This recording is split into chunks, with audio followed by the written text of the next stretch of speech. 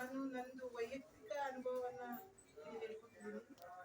ನಂದು ಮದುವೆಯಾದ ಫಸ್ಟ್ ವರ್ಷದಲ್ಲಿ ಸ್ವಲ್ಪ ಹೆಲ್ತಲ್ಲಿ ಪ್ರಾಬ್ಲಮ್ಸ್ ಆಗಿತ್ತು. ಆವಾಗ ಅಂದ್ರೆ ಎಂತ ಮಾಡ್ಬೇಕಂತ ಗೊತ್ತಾಗ್ತಿಲ್ಲ ಆಗಿತ್ತು. ಅವಾಗ ನಾವು ದೇವಸ್ಥಾನ ಇಲ್ಲಿ ವಡ್ಡೂರಮ್ಮನ ಹತ್ರ ಹೋಗಿದ್ವಿ.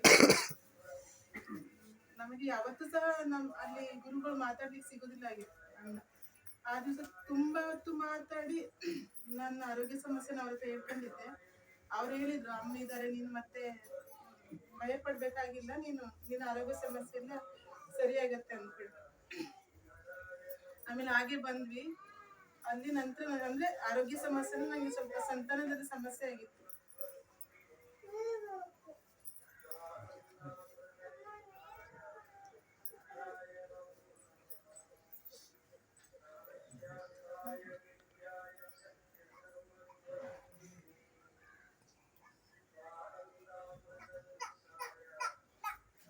ಏನು ಸಮಸ್ಯೆ ಆಗಲ್ಲ, ನಾನು ನೋಡ್ಕೊತಿದ್ದೆ, ಅಮ್ಮ ನೋಡ್ಕೊತಾರೆ ಅಂತ. ಹಾಗೆ ಅವರು ಹೇಳಿದ ನೆಕ್ಸ್ಟ್ ಮಂತ್ ನನಗೆ ಸಂತಾನ ಅಂದ್ರೆ ನನ್ನ ಸಂತಾನ ಪ್ರಾಪ್ತಿ ಆಯ್ತು. ಹಾಗೆ ಎಲ್ಲ ಆದ್ಮೇಲೆ ನನ್ನ ಮಗು ಕೂಡ ಆಮೇಲೆ ಕೂಡ ಸ್ವಲ್ಪ ಸಮಸ್ಯೆ ಆಗಿತ್ತು ಆರೋಗ್ಯದಲ್ಲಿ. ನಂಗೆ ಆರೋಗ್ಯ ಸಮಸ್ಯೆ ಆಗಿ ನಾನು ನಮ್ಮ ಅಮ್ಮನ ಮನೆಯಲ್ಲಿದ್ದೆ, ಅಂದ್ರೆ ಯಲ್ಲಾಪುರದಲ್ಲಿ. ಆಗ ಸಹ ನಾನು ಗುರುಗಳಿಗೆ ಹೀಗೆ ಫೋನಲ್ಲೇ ಮಾತಾಡಿದ್, ನಂಗೆ ತುಂಬಾ ಸಮಸ್ಯೆ ಆಗ್ತಿದೆ. ಹಾಸ್ಪಿಟ್ಲಿಗೆ ಸಹಿತ ಹೋಗಿದ್ದೆ. ಹಾಸ್ಪಿಟಲ್ ಡಾಕ್ಟರ್ ಸಹ ಅಂದ್ರು, ಇದು ನಮ್ಮ ಹತ್ರ ಸಮಸ್ಯೆ ಪರಿಹಾರ ಆಗುದಿಲ್ಲ, ನೀವು ದೂರದ ಹಾಸ್ಪಿಟ್ಲಿಗೆ ಹೋಗ್ಬೇಕಾಗ್ಬಹುದು ಅಂತ ಹೇಳಿದ್ರು. ಅಂದ್ರೆ ಯಲ್ಲಾಪುರದಿಂದ ಹುಬ್ಬಳ್ಳಿಗೆ. ಆ ದಿನ ನಾನು ಗುರುಗಳಿಗೆ ಕಾಲ್ ಮಾಡಿದೆ, ಎಂತ ಮಾಡ್ಲಿ ನಂಗೇನು ಗೊತ್ತಾಗ್ತಿಲ್ಲ ಅನ್ಕೊಂಡು. ಅವಾಗ ಅವ್ರು ಹೇಳಿದ್ರು, ನೀನೇನು ಭಯ ಪಡ್ಬೇಕಾಗಿಲ್ಲ, ಅಮ್ಮ ಎಲ್ಲ ನೋಡ್ಕೋತಾರೆ ಅಂತ. ಅದಾಗಿದ ನೆಕ್ಸ್ಟ್ ದಿನನೇ ಗುರುಗಳು ನಮ್ಮ ಮನೆಗೆ ಬಂದ್ರು. ಇಲ್ಲಿಂದ ಅಂದ್ರೆ ಅವರ ಮೂಲ ಅಮ್ಮ ಪಂಡೂರಿಂದ ನಮ್ಮ ಯಲ್ಲಾಪುರಕ್ಕೆ ಬಂದು ನನ್ನ ಅನುಗ್ರಹ ಮಾಡಿ, ಅವರು ಅಮ್ಮ ಇದ್ದಾರೆ, ನೀನೇನು ತೊಂದರೆ ಪಡ್ಬೇಡ ಅಂತ ಮನೆಗೆ ಹೋದ್ರು.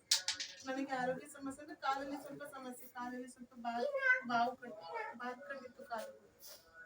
ಅಣ್ಣ ನಮ್ಮ ಗುರುಗಳು ಮನೆಗೆ ಹೋಗಿ ಮುಟ್ಟಿದಾರೆ ಇಲ್ವೋ ಗೊತ್ತಿಲ್ಲ, ಅವ್ರು ಹೋಗಿ ಮುಟ್ಟುವುದರೊಳಗೆ ನನ್ನ ಎರಡು ಕಾಲಿನ ಬಾತು ಕೂಡ ಕಡಿಮೆ ಆಗಿ ನಾನು ಮೊದಲೇ ಆಗಿದ್ದೆ ಹಾಗೆ ನಾರ್ಮಲ್ ಆಗಿದ್ದೆ. ಅದು ನನ್ನ ವೈಯಕ್ತಿಕ ಅನುಭವ ಅಂತಾನೆ ಹೇಳ್ಬಹುದು. ಅದು ನನ್ಸ ಅಂತ ನಂಗೆ ಗೊತ್ತಿಲ್ಲ. ನನ್ನ ಪ್ರಕಾರ ಅದು ನಂಗೆ ಒಂಥರ ಅನುಭವ ಅನ್ನೋಕ್ಕಿಂತ ಪವಾಡ ಅಂತಾನೆ ಹೇಳ್ಬೋದು ನನ್ನ ಜೀವನದಲ್ಲಿ. ಮತ್ತೆ ನನ್ನ ಮಗ ಹುಟ್ಟಿದಾಗ ಅವನು ಹುಟ್ಟಿದ 2ನೇ ದಿನವೇ ಸಹ ಆಸ್ಪತ್ರೆಯಲ್ಲಿ ಇರ್ಬೇಕಾದ್ರೂ ಕೂಡ ಅವನು ತುಂಬಾ ಅವನಿಗೆ ಅಂದ್ರೆ ಅಳುತ್ತಿದ್ದ. ಅಳು ಸಹ ಅವನು ನಿಲ್ಲಿಸ್ತಾ ಇಲ್ಲ ಆಗಿತ್ತು. ಆಗಲೂ ಸಹ ನಾನು ಗುರುಗಳಿಗೆ ಫೋನ್ ಮಾಡಿ ಹೇಳಿದ್ದೆ, ಹೀಗೆ ಸಮಸ್ಯೆ ಆಗ್ತದೆ, ಏನು ಮಾಡ್ಬೇಕು. ಅವರು ಯಾವ ಪರಿಸ್ಥಿತಿಯಲ್ಲಿ ಇದ್ದೇನೋ ಗೊತ್ತಿಲ್ಲ, ತಕ್ಷಣ ಬಂದ್ಕೊಂಡು ನನ್ನ ಮಗನಿಗೆ ಅನುಗ್ರಹ ಮಾಡಿ ಹೋಗಿದ್ದು. ಅದಾಗ ಸ್ವಲ್ಪ ಹೊತ್ತಿಗೆ ನನ್ನ ಮಗು ಅಳು ನಿಲ್ಲಿಸಿ ಅಂದ್ರೆ ಸಮಾಧಾನವಾಗಿತ್ತು. ಅಳುದನ್ನ ಸ್ವಲ್ಪ ಕಡಿಮೆ ಮಾಡ್ತು. ಆಮೇಲೆ ಹಾಗೆ ನನ್ನ ಮಗ ಅಳು ನಿಲ್ಲಿಸಿ ಆಮೇಲೆ ನಾರ್ಮಲ್ ಆಗಿ ಆಡ್ತಿದ್ದಾನೆ. ಅಂದ್ರೆ ಪವಾಡ ಅಂತ ಹೇಳಿದ್ರೆ ಸಂತಾನ ಭಾಗ್ಯದಲ್ಲಿ ನನಗೆ ತುಂಬಾ ಪವಾಡ ಆಗಿದೆ. ಅದು ಅಮ್ಮನ ಅನುಗ್ರಹ ಅಂತಾನೆ ಹೇಳ್ಬೋದು. ಸಂತಾನ ಭಾಗ್ಯ ಕೊಟ್ಟಿದ್ದು ಸಹ ಅಮ್ಮನೇ ಯಾವತ್ತು.